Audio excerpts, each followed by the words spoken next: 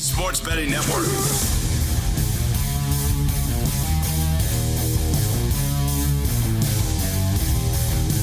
Live Bet Sunday rolls on as we welcome you to the continuation of Masters Sunday. We're here to take you home. Final 3 hours of coverage from Augusta, Georgia with Will Hill. I'm Ben Wilson. Great to be back with you, Willie. And we had a little drama here at the start of the day, but it's after the sort of the boxing match, so to speak, of punches back and forth. It has slowed down a little bit. Rory McIlroy, 3-shot lead over Bryson DeChambeau, a minus 275 live favorite as they go now to the seventh hole. How are you feeling here? Anything you've added live as we start the show with a little fourth round at the Masters, one of our favorite days of the year? I have not, and always good to be with you. Good to see you. I took a shot on a few long shot guys before the tournament, Zalatoris and Straka and Dustin Johnson. Then I added Scheffler Insurance, and it looks like I'm just going to be wiped out. So didn't add anything in play here. And, you know, Twitter was funny about an hour ago. People were able to get their jokes off like, hey, Rory, you can't collapse late if you collapse early. And he seems to have stabilized, though, and he is now in good position as he is minus 350 or so to win this thing. As minus 250 is these odds, boy, they fluctuate in golf. I mean, they fluctuate in all the sports, but you see some wild swings in these golf odds. So Rory minus 250, DeChambeau plus 370, and then Ludwig is 14-1 here. Is it a two-person race? Is it a one-person race? How are you feeling here as we come down the stretch? Two-person race for me. This is the closest thing I can remember to feeling like a tennis match as far as in-play betting, where this is like if you had like the Serena Williams here against another really dominant player at the top, and you get you get Serena as the big favorite, but goes down an early break, and all of a sudden the odds flip a little bit, and Serena's a dog, and you come back on her.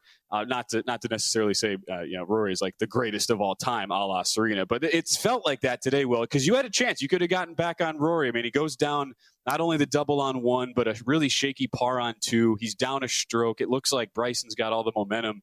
Could have got him at plus money in play, and you could have kind of played this back and forth here, a little tennis match that you and I both like to do from time to time in the live betting. But I mean, could Oberg go super low on the back? Sure.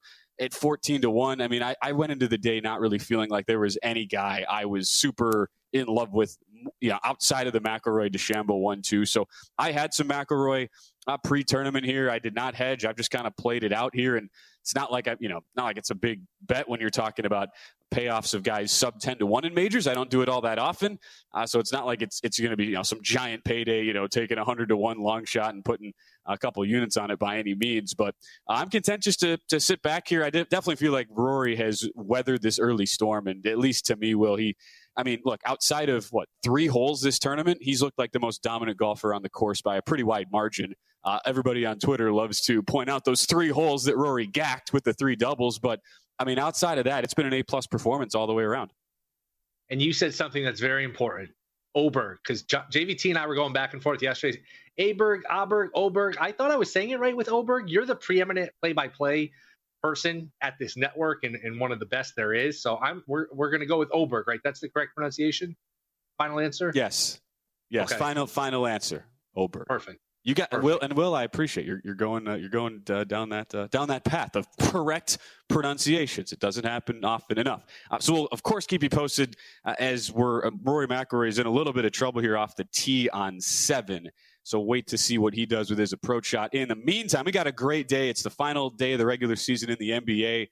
Western Conference games just tipped off. We'll circle back in about 10 minutes, get you updates since they all have just started. If there's anything in game worth playing, and get you up to speed on some of the on all the different circumstances and scenarios that are at play today in the Western Conference. We do have 4 starts, though, in Major League Baseball. Will we get a Sunday slate in the MLB? I was at Petco Park last night watching the just sad excuse of a baseball team that is the Colorado Rockies. I mean, oh my God, are they horrible?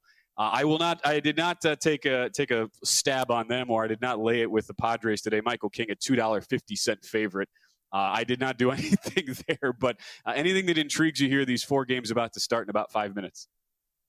I would look at King. I know it's expensive, but 8+ strikeouts, you can get it plus money here. Over 7.5 is minus 115, I should say. So not plus money. By the way, Rory just went to minus 450. So, you could watch this tournament with your eyes on TV, or you could just look at the odds, and the odds are ahead. I would say often ahead, but always ahead of the TV. So it kind of tells you what's coming, which is a weird way to watch sports. If you don't want the spoilers, you want to sit there and just watch the TV and be surprised by the action. That's one way to do it. But if you want to hey, for betting purposes, if you're going by the TV, you're late, you're doing it wrong. Just, these odds know more than you do. So Rory up to minus 450. So something happened good for Rory here. But I think Rory just.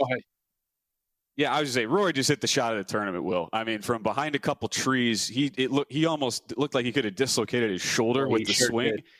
I mean, unbelievable shot. Threw over the trees, and he sticks it inside 10 feet for birdie. And we've already seen a couple of multiple shot swings today, Will. If Rory makes that putt, I'd go as far as to say, I know that's always dangerous to do in golf when we haven't even, they always say the Masters doesn't start till the back nine on Sunday, but if Rory makes this putt, Will, it's his day. I'm ready to feel confident that there is not going to be a comeback. He would take a 4-shot lead if he's able to make that putt. I mean, unbelievable stuff there from left to the fairway. Just say it's over. You want to say it? Just say it. Just say it's over. Ben Wilson says it's over. Hot take. Calling the shot. 4:06 p.m. Eastern. I know it.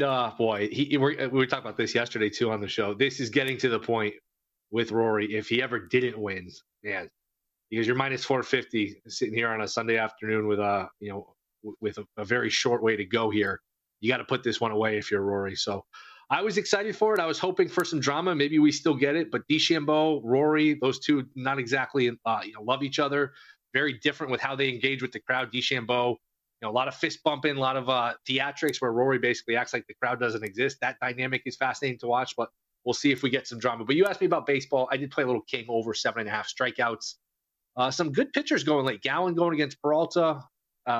King going against the Rockies. So some decent pitchers going in this fourth. Senga Severino is not a bad matchup. Have you been on this Sacramento overtrain and you have anything in any of these games? Well, it's funny you bring up the Sacramento overtrain. I'm not on that today, but this should be. You've watched probably more Mets baseball than I have. I've watched a decent amount of their games so far. I keep waiting for the Mets, all the batted ball, the StatCast numbers. I mean, the Mets, I feel like have hit more balls right at guys than anybody in Major League Baseball. They're 26th in average as a team. They actually just got over 200 a couple games ago. I mean, they were hitting sub 190 to start the year. Yet they're second in the majors in barrel rate. They're fourth in hard hit rate. And you get a guy in Luis Severino who has not missed any bats. His first few starts here for the A's, it leads into part of this overtrend we've seen in Sacramento, Will. But Severino, a guy who's given up over 40% hard hit rate this season. He's up to near 9% on the barrel rate, an ERA of near 5, and it could be even higher because his batting average on balls in play is below 240. Not that we always say this in baseball, right? Even when we expect regression a certain direction, never means it's going to happen in the next particular game. Sure. But this felt a little cheap to me. And I did play the Mets minus 137 on the road today against the A's. You're figuring this is the perfect situation. A pitcher who does not miss a lot of bats, a park that should be very pro hitter, and a Mets team that has looked to be on the precipice of breaking out with the bats in a big way. I do believe today is one of those days, especially with the day game, balls flying out. You give them a little bit even extra nudge there as far as the offense goes out in Sacramento. I'm going to jump on with you. It's up to $1.55 now because it looks like the game has started and they got the leadoff man on. So a Luis Severino revenge game, not off to a good start for Severino with the leadoff man Reed. It is not. Meanwhile, get you an update on what just happened with Rory McIlroy here as he had this relatively short birdie putt. But first, we're talking golf. It means summer's right around the corner. And a reminder that you can unlock your winning edge with an unbeatable offer right now from us here at VSiN. Get VSiN Pro access to everything we do from now through August 1st. It's just $59. You sign up now, save 50% off the regular price per month, and you get all of our daily best bets, our betting splits from DraftKings and Circa, 24/7 video on the VSiN Watch app, and all of our VSiN.com access. Go to VSIN.com/subscribe. Full VSiN Pro access through August 1st for just $59. And I will not say that the tournament is over, Will. I was ready to say it. I was ready to call it at 4:09 Eastern, but McIlroy leaves the birdie putt short. Gave that a little too much respect as he leaves. I mean, that would have been the unbelievable payoff for the shot of the tournament so far. McIlroy leaves it short. He remains 12 under. Odds have dipped back down to minus 350. DeChambeau a short putt for par here to stay 3 back at 9 under. We'll also keep you posted throughout the day. There's obviously the placement markets. We all bet, Will. Right now, top 20s are at 2 under. if you had any top 10s, you got to be at 5 under. So that's our threshold right now as we continue. But, man, that would have been special if Rory could have paid that off. I guess for us selfishly, I mean, we continue to see this golf tournament have a little drama and some twists and turns. We haven't had that the last couple of years at the Masters, so still not over as Bryson does make his par putt to stay 3 back. Is there any value on the board right now as you see it? No, not in the outright market. I'd say the one thing right now you have the live top 10 markets, which is kind of interesting to me here. Harris English moved all the way down to plus 330. So English has been. I kind of like this sometimes when you're able to like kind of isolate a guy who's in the earlier groups, playing without any pressure, loose, free. English has birdied 4 of his last 5 holes. I was on him pre-tournament for a top 20 at a decent plus price, and those 4 birdies were huge, Will, because he went from like T25 to T12 right now. And you could get him plus 330 to finish top 10. Look, you get in the clubhouse, you post a 4 under. There's a lot of guys out there who have basically been very average today. That would be just a stab, but I'm not going to add since I've already got English here in pocket. Do you think the Masters should have moved their final round to a Monday to avoid being overshadowed by the UFL? I'm sure Fred Ridley, the chairman, a lot of people are talking about it. A lot of people are asking. That's the only reason I brought it up. UFL unders, you still are you been on that board, Will? You still riding it? I haven't bet a lot of it, but no, I haven't been watching. I've been betting. When we return, more updates coming your way from the Masters. We'll also get you up to speed on what's happening. Game 82 in the NBA, Western Conference games in action with a lot of playoff implications on the line. It's all still to come right here on Live Bet Sunday.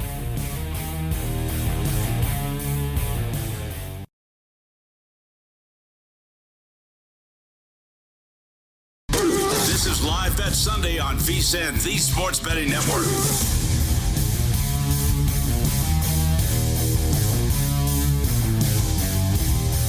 It is VSiN's Live Bet Sunday. It's great to have that intro, Will, with the green wave across, very apt on Masters Sunday in Augusta, Georgia. I know you're just drinking in all the shots of the azaleas and the lack when they go like the 10-minute look we're showing on CBS right now, the 1975 final round. I know you love that, Will, when you have more opportunity to not watch live golf and reminisce on the great picturesque setting of Augusta, Georgia. I know that's right up your alley. You know me too well, Ben. You know me too well. But look, nothing like the last Sunday at the Masters or the Sunday at the Masters. Looks like the weather's cooperating, and we've got hopefully some drama here. Do you have any sense? Let me ask you today. What was your thought process coming into today? Rory was going to win. Rory was going to give it up. I know you have a ticket. Some people, it shades them either way. They're overly enthusiastic about their ticket. Other people are just always pessimistic and so, I have Rory, no way he's going to win, that kind of deal. Did you think it was a 2-person race? Did you give Scheffler, who just seems to be just not quite on his game this season, not putting as well, did you give him any chance or anyone else here a chance to make a run, or did you think it was a 2-man race?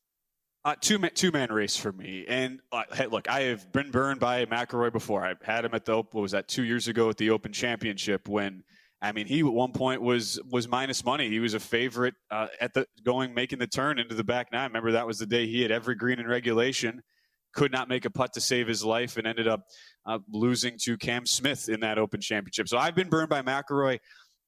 Look, this price, it was minus 200 overnight, got up to minus 250.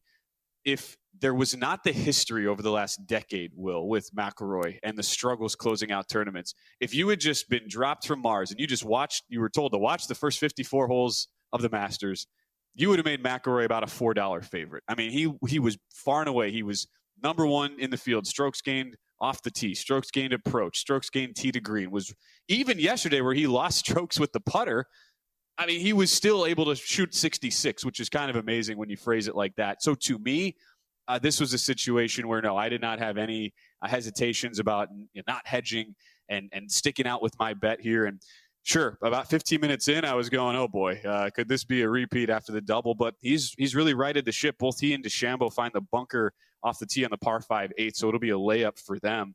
But at the same time, everybody was talking about, okay, now Bryson DeChambeau is in the perfect spot. He's in the final pairing. We know he and Rory McIlroy do not see eye to eye on things, don't necessarily get along. But DeChambeau really has not been able to put pressure on McIlroy. I mean, he's won over through 7. There was definitely a window here for Bryson to make Rory sweat a little bit, and he, outside of the birdie at 2, really is not taking advantage. Yeah, and if you do believe that DeChambeau can make a run here, he's up to 5-1. That's about the longest I've seen him. When's the last time he's been this long, DeChambeau? Probably. Boy, I don't even know if he got up to 5-1 yesterday. I'm trying to think back. These days kind of run together here when you're doing these shows and just checking the odds every couple minutes, refreshing the odds. So Rory now minus 300, DeChambeau 5-1, and then Hebert 12-1, and then you got Connors 25, Scheffler 30-1. Again, anything jump out to you, or it's Rory or nothing, and you're not willing to lay the minus 300? Would you look at a yes no if the no was reasonable here for Rory, which I'm not sure they offer in game here. Right. And by the way, both McIlroy and DeChambeau lay up out of hitting the bunker on the par 5/8.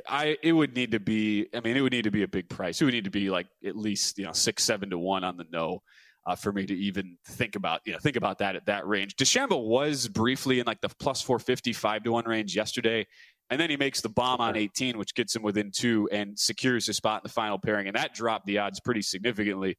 McIlroy was minus 350 before that putt. Goes all the way down to minus 200 here. So there was some shifting late in the round yesterday. I'm just content to sit back, at least as of right now. And Oberg, more than anything, and Oberg is now, I mean, look, you can't even get value on him in the other markets. Like, he's minus 475 to finish top 5. He's been the one guy of all the rest of the contenders who's really shown up and played super consistent golf today. 2 under, bogey free through 8 holes for Oberg. But again, the value is kind of come and gone up there on him. So we continue to track things at the Masters. We're underway in our late baseball games. Continue to monitor those as did the Mets get a run there in the first for us, Willie? You jumped on. You're going to jump on board with me. I'm just updating my. I jumped. My MLB I jumped. They had first and second, nobody out, and then they hit into a double play. Did not score. Now the A's have their leadoff man on second base. So Sango looks like he gave up a leadoff double. Shocker, the Rockies did not score in the top of the first. Shocking development there from Colorado. I'll label this a bad beat of the day for me. I overnight love the spot today for Shane Baz in Tampa. Continuing to fade this Atlanta Braves team that, I mean, the market still is very high on, and you figure they'll turn it around. But I'm like, man, this is a great spot for a young pitcher in Shane Baz, who is throwing awesome right now and has been very tough to hit. Sub-2 ERA. Got him at a plus price overnight. Listed him. I like to do that, especially if it's because of a pitcher that I particularly like, Will. Yeah. What happens this morning? He gets scratched. Rays announce they're going to a 6-man rotation. They don't have many off days here in this couple-week stretch, so they go to a guy out of AAA. They bring up the great Joe Boyle, who I'd never heard of, and they quickly go out to plus 175. So I decided to lay off of it, not rebet it. What happens? Rays are absolutely pounding the Braves today as the Atlanta struggles continue. So I'll label that as my pseudo bet. We can't call it a full bad beat, but I'll just say that can be baseball in a nutshell, can it?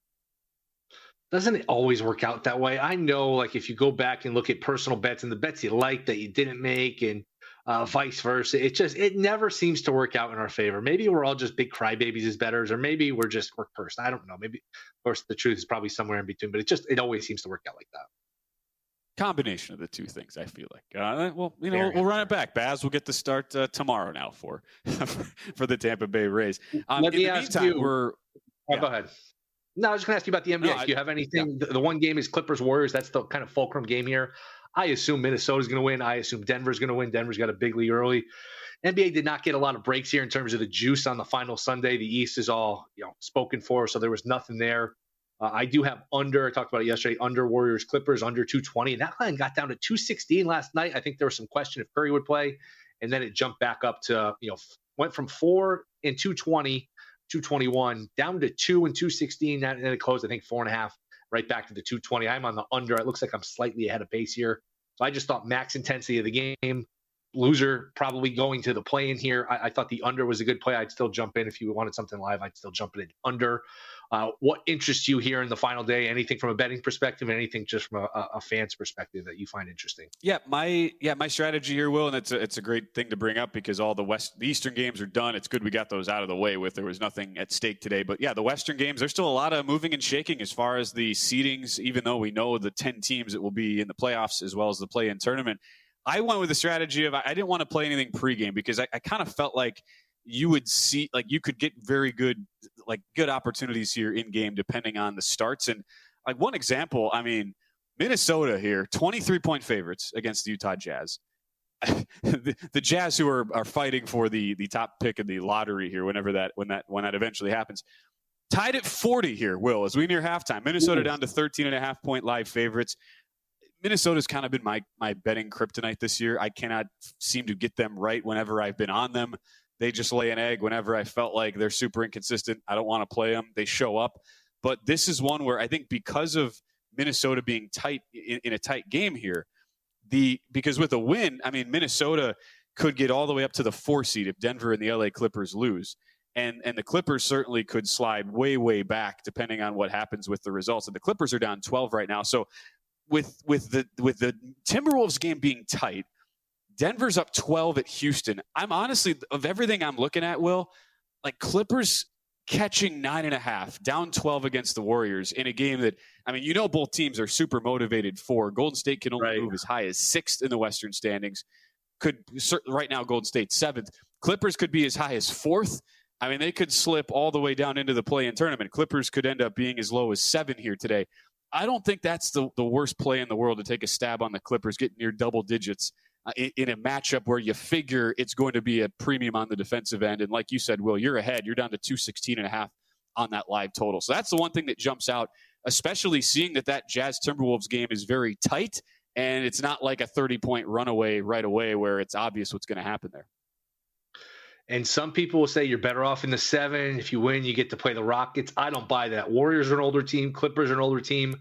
Okay, I buy that. You maybe rather play the Rockets than the Lakers, but I need the rest. If I'm Curry, if I'm the Warriors, Harden's played a lot of minutes. I think these teams need the week off. They need the time to prep. They need the time to rest, even though the Rockets are probably a softer opponent than the Lakers. You don't want to screw with the play-in tournament, Will. It's just not a good idea. You're playing the extra game. You're going down a very slippery slope there. And we'll have more to talk about here in about 5 minutes as a result of what is all going on here today. There's a bunch of other games that have implications. One more win total is undecided. We'll tell you about that and the team that is involved. That has been talking about a roller coaster ride with the Memphis Grizzlies. But first, a quick reminder, if you're ready to get on the action, check out our friends at First Bet. They've got you covered. Right now, you sign up to access exclusive promotions to bet on horse races all around the country, right from your phone or computer. Go to firstbet.com, the number 1, stbet.com. Use promo code VSIN200 to score a 20% rebate on all your wagers for the first 60 days, up to $200. Don't miss out. Start betting today at firstbet.com. Rory McIlroy, Bryson DeChambeau, each with birdie putts on the par 5/8, and we'll have more updates around the NBA, the Western Conference on the final day of the season after this. This is Live Bet Sunday on VSiN, the Sports Betting Network.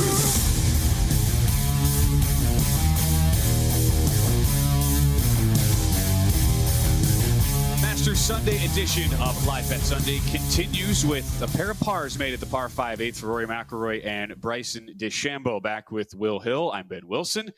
Will, you are not in at all in any way on Rory McIlroy, but you're tempted here as we were talking during the break because they're like the books are kind of begging you. They're like, this number certainly we believe should probably be higher on McIlroy. Should be more like minus 450, 500 with the way he's been playing. You're kind of waiting here is, with these drives that have been a little squirrely today for McIlroy, could there be an opportunity still to jump in? He's minus 300, a little bit left off the tee on 9, but he's going to be okay here. So is there a chance you pull the trigger at any point, Will, in the next couple holes? It just moved to minus 340. So no, I mean, we were just talking during the break. I was like, man, that minus 300 has tempted me just because, I don't know. I mean, gut feeling, I don't feel like he's blowing this. I think he's going to win. I think that, people don't have an appetite to lay anything more than minus 110 area. I would say minus like 150. Anything that people just want to win what they're betting or close to it.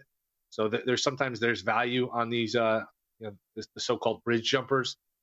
I don't know, minus 300, minus 340. I feel like he's going to win. So if I pulled the trigger, no, but I do feel like this is certainly going to be his tournament, and he's finally going to win. This was a guy who was a public pick, and a pretty good run here for the public between Florida winning and all the favorites doing well in March Madness. I feel like Rory was kind of a public pick. I'm sure the books have had a rough last few weeks here with how March Madness went, and even with Rory doing well. Duke losing probably saved them a little bit, but this feels like it's Rory's day here. Would you agree? It absolutely does. Hey, as somebody who had Texas Tech regional futures, who had Houston national title futures, who did not hedge, Will, I feel like I'm owed one here. McElroy maybe can help get one back. By the way, Bryson off the tee, a little wide of the mark, but both he and McElroy will have good looks there on their second shots. DeChambeau in slightly better position on number 9. The thing we also track throughout the final Sunday at the Masters, we have all the placement markets. There's all sorts of ways you can bet the Masters. Those of you in different Calcutta DFS pools, I'm in one myself. A lot of sweats going on here. There's always the risers and fallers, Will, for the guys who are out of it. The big one today that's been a rough faller, Shane Lowry, who at one point was tied for third. He was 6 under, and I have top 20. I was a very popular play as well this week. I'm sure a lot of folks are on the Lowry top 20 bandwagon at short plus money. He has gone 5 over in his last 7 holes to drop all the way down to 1 under. And right now, your top 20 cutoff is 2 under. Your top 10 cutoff, by the way, is 6 under. So what a huge collapse here for Shane Lowry, who has totally fallen apart. He's been the big faller today, as is Nico Echeverria, who is 4 under today, firmly in top 20 position. That was a big long shot number for the Colombian. 7 over today, Will, through 12 holes. So there's agony here, even if it's not on the first page of the leaderboard, as we always see. Yeah, and we were just talking earlier too. Man, they don't want your Scheffler money. I mean, he's sitting here 5 back, and basically, I mean, you'd think, all right, 5 back with such little golf to play, maybe you get 80 to 1, 100 to 1. It's going to take a mini miracle. You look up 25 to 1, 30 to 1. Just they don't bite. They're not budging. They want no part of the Scheffler money. It's just funny how skewed these numbers are, expecting a comeback. Which, look, a comeback's not happening. Scheffler's not winning this tournament. So to me, that is that is just a ridiculous price. Insane. It also goes the other way, too, on the flip side here. If you had a Hideki Matsuyama top 20, I would say you got some redemption today. I don't know if you saw that on Thursday. Matsuyama makes double on 13 when his approach shot almost lands it in the hole, and it hits the pin, goes back into the water. Just a terrible break. So you thought you were out of it. Hideki just had the worst run of luck. He's 4 over going into today. Fires a 66. There's always one guy who just goes low out of nowhere. Hideki, the former Masters champion, right now within the T20 on the number, should stay there unless some of the other guys a little further down the board just go nuclear here down the stretch. But that's a feel-good one if you were on Matsuyama, because you felt wrong. You felt hard done by, Will, the way that tournament started for him. But he gets back into good form here. And also, if you took a long shot on Bubba, look at Bubba Watson out of nowhere as a long shot. He's 4 under, closes with a 68 here to get to 3 under and a comfortable top 20 for Bubba Watson. How about that? Yeah, Hoagie's playing well. Max Homa playing well. So some surprising names, and surprising names Friday that just missed the cut late with really just struggling on 18, struggling, those, especially the guys who played later in the day who had to deal with the wind. Mickelson, who was it? Kepka, who got what did he get? A snowman late in that round, late on Friday. Zalatoris missed the cut. That was a guy that a lot of people thought would play well in this tournament. I mean, you go down the line, there was a lot of big names. Bernhard Langer fell apart late. There were a lot of big names that just didn't make the cut based on kind of luck of the draw and when they had to tee off Friday. Yeah, sweat of the tournament, the most hilarious sweat of the tournament so far, at least of people I know who've had bets. Our colleague Kelly Bidlin on the Long Shots podcast, he had, this was so good, Steven Jaeger, top German, minus 300. Now, there were only 2 Germans in the entire field. It was Steven Jaeger and Bernhard Langer.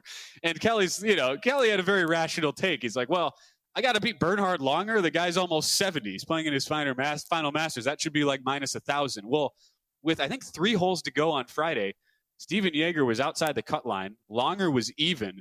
And I know our guy Kelly was sweating bullets over there. And Jaeger made a couple birdies. He had to rally to make the cut. Langer fell apart late, and his minus 300 ended up coming home to roost. But you always see stuff like that at the Masters. That was wild. Along with DJ is the other one, Will, who goes bogey and then double on the last to miss the cut on the number. What a brutal beat there if you had DJ like in some make the cut parlays, stuff like that, because that was probably the roughest one of all of them. And Gil Alexander on a numbers game was teasing Kelly, just kind of joking. He's like, we want you to win your Bernhard Langer bets, your Jaeger bets, but we want you to sweat because you've been disrespectful to your elders. You've been slandering Mr. Langer all week. So we want you to win, but we want you to sweat. So kind of worked out perfectly where Kelly did have to sweat sweat a little bit, but he's able to cash the ticket. So we all win here. We get to watch Kelly squirm, but we get to see him win anyway. It all worked out for him. So a couple updates here. McIlroy, solid shot. Both he and Bryson stick their approach shots on 9 after solid drive. So both have got looks inside 10 feet for birdie right now. McIlroy still minus 300 live. How about Justin Rosewell after losing 4.5 strokes on the putting green yesterday, including a couple of shorties inside 3 feet? Rose has just birdied 12. Maybe too little too late for Rose to actually come from behind and win the tournament, but he seemed to be a guy everybody was fading yesterday. He ends up shooting 75, but a really nice bounce back for Rosie to get to 9 under. As he does that, Ludvig Åberg birdies 10. So Ludvig, 3 birdies, 7 pars in his first 10 holes. So both those guys at least now tied with DeChambeau here to round out the top 5 with a couple others in the mix here. Corey Connors, Patrick Reed now tied for 5th at 8 under par. And Rory down to minus 275. That is dipped a bit, which was the high point was what, minus 450 maybe 15, 20 minutes ago. And Åberg, man, if he could have just made a couple putts here or there, you got to feel like he'd be right in the mix to win this tournament. He just hasn't putted great. So DeChambeau at 6-1, Åberg at 10-1, then Rose at 16-1. Anyone making a run here? Great stuff. You have no bets. What are you betting right now? If I gave you, hey, here's $500, just bet it on something on the Masters. Your bet is going on what? You're laying the chalk? You're taking a shot? What are you doing? I mean, okay, if I had to, based on how, my positioning here, which is tied to, Rory winning the tournament. Yeah, I mean, I would probably say Ludvig's 10-1. If it's between Ludvig and DeChambeau, I mean, I'd probably just throw your free bet on. I'd rather take Ludvig right now, honestly. Okay. The way DeChambeau has been really spotty, especially on his approach game. He just hasn't given himself enough looks on the putting surface, whereas Ludvig's been right there. Ludvig just went to 14-1. I'm guessing Rory makes this birdie putt. He went to minus 450. Rory did. Yeah, to go to 13 under par. That's the only thing I would do. That's it as of right now. Hey, real quick reminder here while we're talking all things Masters, and I'm sure you're watching on the go right now with the Masters being the primary viewing experience of your Sunday. You can tune us in at any time, whether you're at home, on the road, on the go. More ways than ever to tune into VSiN. You can check us out live on VSiN.com, the VSiN Watch app, YouTube TV, iHeartRadio, Fire TV, Roku, or SiriusXM, channel 158. And McIlroy's putt on 9, right in the heart. So a great bounce back for McIlroy. He goes 3 under, final 8 holes of the front 9 after getting off to that horrible double bogey start. And ever since then, I mean, look, Bryson DeChambeau at one point had a 1-shot lead. Since then, we've seen McIlroy go 3 under, DeChambeau go 1 over in a 4-shot swing. I'm not sure why they're still playing. You declared this tournament over, 20 minutes or so ago. Are they not listening? Why are we still going here? This tournament's over. There's that thing called Amen Corner that they're contractually obligated to have the players navigate through here, which has tended to create some carnage in years past. Anyway, McIlroy makes the turn. He's got that protein shake. He's looking dialed in right now here. And has just gone to minus 500 here. So high water mark today, Rory McIlroy will minus 500. Last chance to get in on him. Will you gonna do it? No, missed the boat. Maybe it dips again. Maybe it doesn't. Clippers, by the way, have rallied back, and that has been a back and forth game. I think the Warriors lead now 50-49, but that's one to keep an eye on here as we come down the stretch. And we will go back to our NBA updates when we return. Little NBA, little Major League Baseball. Still a lot of sports to stay locked in on this Masters Sunday. Keep it right here to VSiN, the Sports Betting Network. It's Live Bet Sunday with more updates coming around the horn after this.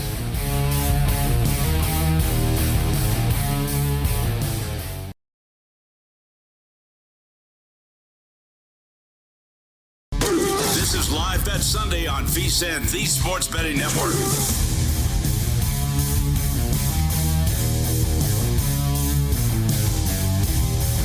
It is VSiN's Live Bet Sunday. We've made the turn at Augusta with the 89th playing of the Masters. Back with Will Hill, I'm Ben Wilson, and Rory McIlroy. Will, your minus $5 favorite.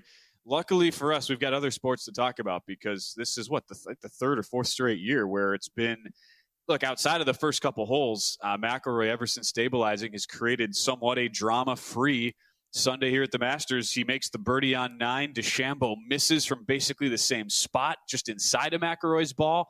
And Rory at 13 under, 4-shot lead on Rose, Åberg, and DeChambeau here. Nobody outside of McIlroy is inside 10-1 right now live. So we will keep you posted if there's anything that starts to change, but gotta feel, Will, like this one's pretty much in the bag for Rory, and we've gotten past the threshold of will this be the choke moment for Rory, because it certainly felt like after he got through the issues on number one, he's been rock solid ever since. Feels that way, and it looks like the Clippers just hit a 3 at the buzzer, so they were down for most of this half, but they go into the half 60-58. There was a lot of scoring late in this half. I was in good shape for my under here, but now at 118 at the half, my under, I don't want to say is dead, but I am way, way behind pace, just like that, a flurry of threes, and that one's going to count here. So 60-58 Clippers, loser of this game likely in the play-in, so that's a very important game to keep an eye on. I'd still, man, if you had no bets, I would still look at a second half under, because I do think the intensity game. Now, the pace, it seems from watching that corner of my eye here, the pace, it seems conducive to an over, but maybe it slows down with the stakes of the game, the intensity of the game here.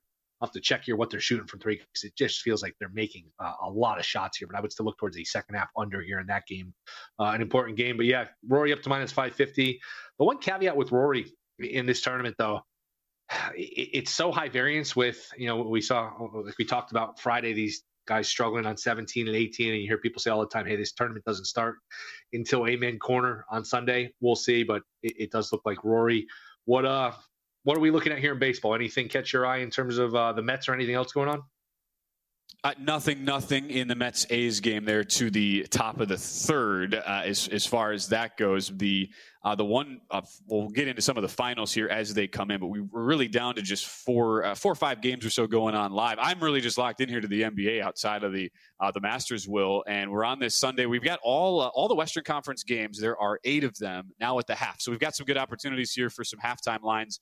I'm glad that we mentioned earlier in the show the Clippers-Warriors game when we did, because we said, look, this is a very motivated Clippers situation. The fact that you were getting at one point plus 10.5 on the Clippers feel pretty good. I hope folks are able to get in on that, because now you have a 2-point lead at the half there. We're waiting on a halftime line in that one. I think the one that's the most fascinating here, Minnesota, 23-point favorites against the Utah Jazz, the tanking for the flunking for flag Utah Jazz here today. And it's a 1-point game at the half. Minnesota, who, look, last Saturday, I was on the air with Jeff Schwartz, and we unloaded on Minnesota at the half. They were, I think, a 16-point favorite against the 76ers on the road. We're in basically the same spot. It was like a 3-point game at the half. We got a great number on Timberwolves minus 6.5 second half. It closed like 9. Did not cover that game, did Minnesota. They didn't cover the second half either. So it's interesting here because you're having to pay a tax. I'm seeing Minnesota minus 11.5 second half. But you are getting, a huge discount. This was 23 pre-flop. Now you're talking about 12.5 on a team that actively does not want to win a basketball game. And Minnesota desperately needs a win, as they do have a chance to get themselves as high as potentially the 4 seed today if things break for them. All right, if somebody told you, not me, but if somebody else told you, hey, Ben, I got an idea. I'm going to parlay Rory to win with the Timberwolves on the money line, which is like minus 1,500 now as they just came back from half. Down to minus 375 for that 2-leg parlay. I'm just saying, if somebody asked you, your response would be what? We'll role play here. I wouldn't tell you you're an idiot. I'd say, look, if you missed the boat on Rory and you want to make a little profit, yeah.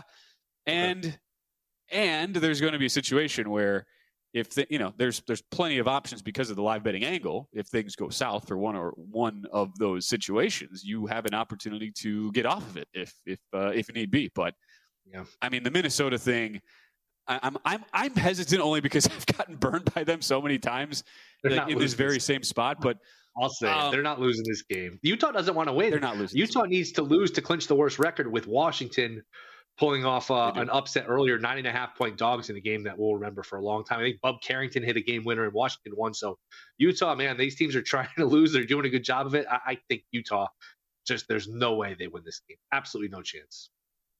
We'll be talking to our grandkids about the Bub Carrington shot, Will, I'm sure, from for many, many years to come. Other one that's interesting to me at the half. So, yeah. Go ahead. No, did you see Bridges? I hated this. He's got this consecutive game streak played. Mikal Bridges for the Knicks. So I like him. Good player. I like it. To check in for 6 seconds, foul somebody, check out, and say, all right, my streak's alive. That's so lame. That's so ridiculous. I hated that he did it from a betting aspect. I wish I thought of this. I wish I knew this. I guess his point total, they hung a point total. I'm not sure what they hung for rebounds, assists. If you had some inkling that something like that could go on, now I'm sure some of these books will see the tweets that some of these books are trying to avoid the unders. And if you had the over, you're crying for a refund. You got to pay out the unders. I mean, that's an under. I'm curious if that'll be a controversy. Remember, there was a Draymond Green Clay situation a couple years ago where Draymond did the same thing. He wanted to be there for Clay's first game, so he was there for the tip and then he checked out. But I hated that Bridges did that. I'm curious if there's going to be any fallout for people that, boy, if you ever had that information, that's a gold mine. You just get everything you can down on the under, whatever, points, rebounds, assists, parlay. Now you probably get banned or limited or whatever. But the betting fallout is interesting. I just thought that was so beyond lame on his part. I'm with you. In those situations, if you have like a third cousin who has a betting account and doesn't really bet, that's where you hit them up, because that's a one-way ticket to limiting, and you're going to be getting your $7.89 down for the rest of your which life. I honestly have no problem with. I'm not for these books limiting you. I think it's unfair. Like, hey, if you lose, you can bet as much as you want. If you win, you're not allowed to bet. That's not fair. And I do think they obviously should pay out unders, but if you're going to take a shot at them with information, that's one where I have some sympathy for. Hey, you guys took a shot at me. I'm going to limit your action. That I actually think there's some fairness there. So it's exactly 100%. What's the saying in the wire? Every man's got to have a code. Yeah, you got to have a code. Yes. Thank you. We didn't think we'd get a Stringer Bell in here today, but we did, thanks to Will Hill. No, look, if you have the opportunity to do that, you absolutely take advantage. I mean, the books try to slant things against us as bettors all the time, in every single way. So there is no remorse. It's just you have to understand that there's likely going to be consequences, and that could impact you a little bit down the road. But with how many outs there are now, hopefully that's something where you could take advantage. Say bye-bye to whatever book it is, and then move on to the other opportunities that you have. The other kind of in-game aspect here, Will, that's interesting to me here. So Sacramento and Dallas, right? That they will be in the 9-10 play-in. But if Dallas were – so this is interesting because if Dallas were to win, you could see Sacramento actually have to go to Dallas, which is sort of wild to see. Dallas down 13.5 to Memphis, who is the only undecided win total in the NBA coming into today. Memphis – 47 wins. They were 47.5 on the win total. Looks like they will get there and are currently, Memphis up 13. They are 5-point second half dogs who likely will not really be moving here. They can only get as high as the 7 seed, and that's if Minnesota loses.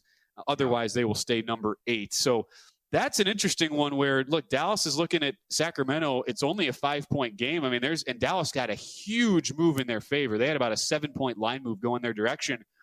Dallas second half is pretty intriguing to me. This is getting steamed. It opened 1. It's now Dallas minus 4.5, 5. But, I mean, I wonder how much motivation there is for Memphis down the stretch. Dallas sees that Sacramento's in a dogfight with Phoenix, could maybe avoid a road game there to start the play-in tournament. Yeah, live line here, 12.5 with a 16-point margin, now 11.5 with a 16-point margin. So you're saying bet Dallas here? You think they're – I'm not on top of that game. Who's in and out for Dallas? Who do they have playing? I have to pull that up really quick because the big thing was the injury report here for Memphis because they were with the worries of are they even going to play Ja Morant? So Derek Lively of the guys. So Derek Lively, along with the usual guys you were already expected to be outside. No Klay Thompson, no AD, PJ Washington. I mean it's a pretty rough cast right there. But you look at the box score so far, what's happening here, and it's not like Dallas at least has some. They have a few bodies. It's not like they have a ton, but it's not like Memphis has brought a very strong lineup into the game today here. So far, leading scorer for Memphis would be the great Marvin Bagley, which you could have got some good odds on it. That happened in a game in the preseason. So there you go. Some of these lineups the last week of the season or so, oh my goodness. Some of these guys, you got to be really an NBA junkie to know who some of these guys are. I called a lot of G League games, and it's fun. This is the time. This is like our time. You get all the G League dudes on 10 days and two-way contracts. It's awesome. When we return, Rory McIlroy creating more separation. Big putt at number 10. We'll get you a Masters update. Continue letting you know how all the baseball and MLB action is shaking out on a loaded edition of Live Bet Sunday.